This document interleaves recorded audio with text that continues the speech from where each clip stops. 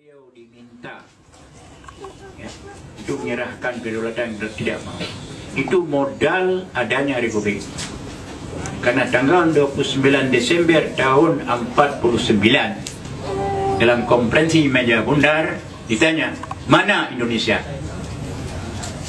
Indonesia sebelum itu tinggal 3, Jakarta, Yogyakarta, Aceh. Awal 48 Jakarta telah direbut oleh Belanda.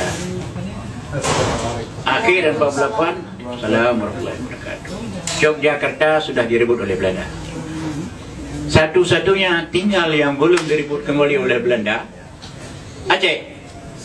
Maka waktu tinggal Aceh berpusing dia, karena perang dengan Aceh bukan 2 tahun, bukan 5 tahun, tapi 69 tahun. Sampai Belanda, Jepang masuk, Belanda angkat kaki, itu dia tidak berani pergi ke pasar Aceh 2-3 orang Belanda. Pakon, mencetuk. Maka Aceh tidak pernah menyerahkan kedaulatan kepada Belanda. Pada waktu itu, salah seorang dalam konferensi itu menyatakan, Aceh. Waktu orang itu mengatakan Aceh, Inggris lihat. Waktu Inggris lihat, kalau Aceh benar, belum pernah menyerahkan kedaulatan Belanda, maka Inggris mengakui Aceh masih ada.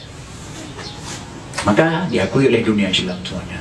Maka adalah Indonesia ini dengan masih ada Aceh. Jadi tidak sama Aceh dengan Irian. Menderita ya sama. Tapi itu modalnya oleh Aceh dulu. Bung Karno 4 kali datang ke Aceh. Datang pertama minta dukungan rakyat Aceh, ulama dan rakyat Aceh.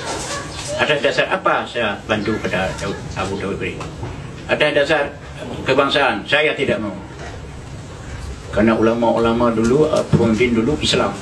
Kalau ada dasar Islam, saya mau. Maka Soekarno mengatakan, saya akan berusaha mendirikan Republik ini atas dasar agama Islam, sekurang-kurangnya untuk Aceh. Tulis. Itu disimpan oleh Abu Mansur sampai tahun 2007 macam pernyataan itu. Kemudian yang kedua, minta bantuan Aceh. Kita mengalami hubungan luar negeri yang sulit. Kita perlu pesawat terbang. Tanya, berapa harga pesawat terbang? Saudara Presiden, 25 kilo emas. Mansur, kajak karampokmu berangkapat. Yang mbak saudara Aceh yang karampok, kita belum kapai dia. Maka dengan surat itu mah kalau menjilul untuk sini, urina untuk bilang bagai. Dalam tempoh 3 hari, dari orang-orang kaya Aceh, musapat 50 kilo lebih. 2 buah kapal terbang.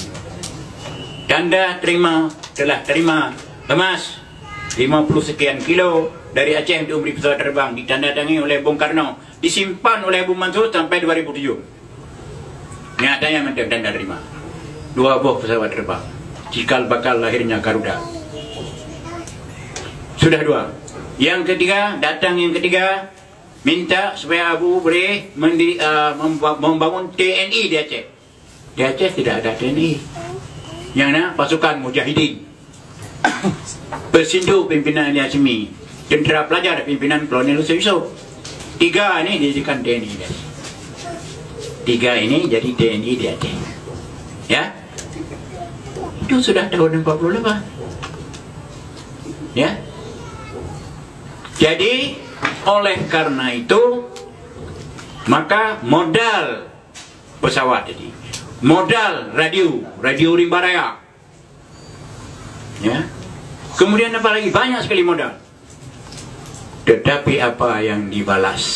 Saya katakan ini bukan di sini, tetapi di Gedung Merdeka di Bandung. Waktu berkumpul semua jenderal-jenderal pensiunan dan dengan ulama-ulama seluruh Indonesia di sana, saya katakan, apa yang dibalas untuk Aceh? Provinsi Aceh dilebur masuk ke Sumatera Utara. Angkatan pelabuhan Aceh dimatikan. Sabang. Kereta api Aceh dimatikan, yang dibangun oleh Belanda 1912. Itu belasan. Air susu dibalas ini 2. Kalau saya ditembak mati sana sini, ini melanjutkan cita-cita perjuangan Tengku para Sultan. Saya katakan. Jadi sesudah itu diam. Itu balasannya. Mukim di Aceh hilangkan mukim karena daerah ini tidak ada mukim. Ada 7 yang dijajah oleh Aceh. Oleh karenanya, kalau ini dilakukan seperti itu untuk orang Jogja, apa orang Jogja terima? Kalau seperti itu dilakukan kepada Aceh, dilakukan oleh orang Jakarta, apa Jakarta terima saja? Ya, jadi oleh karenanya lihatlah Aceh dengan mata kepala, bukan sebelah mata, kalau bisa 2 belah mata. Karena itu emas berapa puluh kilo di lambang Bursa Jakarta itu dari mana itu? Dari saudara-saudara Aceh. Jadi jangan samakan Aceh.